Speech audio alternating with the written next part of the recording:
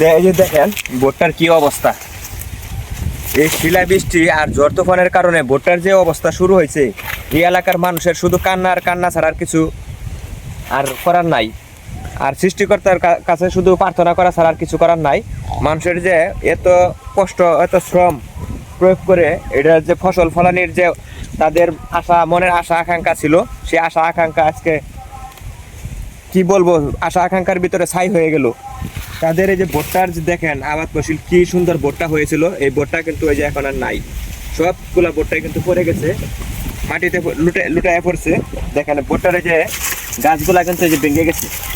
এই ভুট্টা গাছগুলা কিন্তু ভেঙে যাওয়ার পরে কিন্তু যে মরে যাইতেছে, শুকায় যাইতেছে। দেখতে পাচ্ছেন এই শুকায় যাইতেছে, আস্তে আস্তে করে শুকায় যাইতেছে। এই যে ভেঙে গেছে, এই যে ভেঙে গেছে অনেক গাছ, এই যে ভেঙে গেছে, শুকায় যাইতেছে। এই দিকটা দেখাও, দেখেন পুরা জমিটা কিন্তু একই অবস্থা, পুরা জমিটা একই অবস্থা। দেখেন এই ভুট্টা আমি কয়েকদিন আগেও এইখানে আসছিলাম, এই জমিটার ভুট্টা এত সুন্দর ভুট্টা হয়েছিল, কিন্তু এখন ভাগ্যর উপরে নির্ভরশীল, কিছু করার নাই।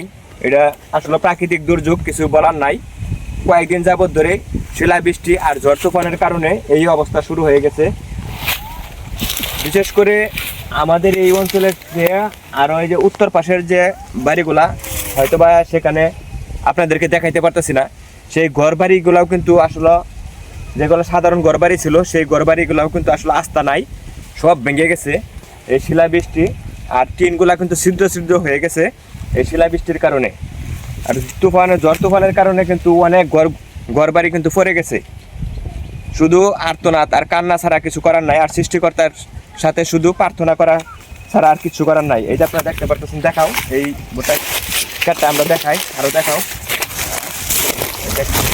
দেখেন পুরো জমিটাই কিন্তু এই অবস্থা।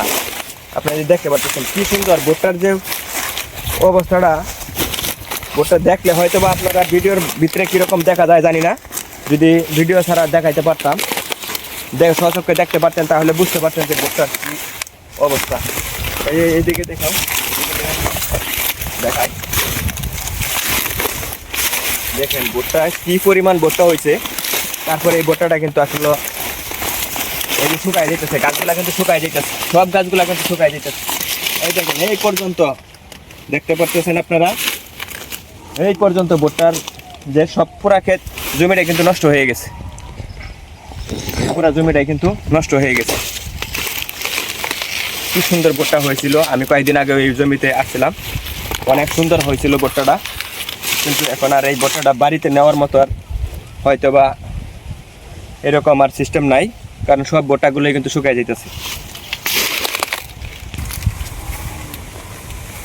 এই যে দেখতে পারতেছেন আপনারা, অনেকে আছে 4-5টা গাছ একত্রিত করে বেঁধে রাখছে।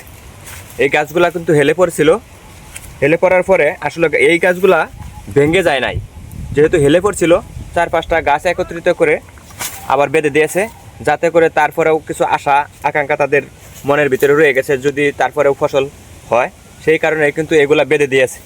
এই দেখতে পারতেছেন, এই যে এই জমির যে কৃষক, সেই জমির মালিক, এই মালিকে কিন্তু এই ব্যবস্থাটা করেছে। অনেকে আমি দেখছি যে দেখেন অনেকেই কিন্তু আবার এই সিস্টেমটা ব্যবহার করতেছে, কারণ যদি কিছু পাওয়া যায়, হয়তো বা গাছগুলো যদি হেলে থাকে বা নষ্ট হয়ে যাবে, সেই কারণে কিন্তু ভুট্টার মোচাগুলো নষ্ট হয়ে যাবে।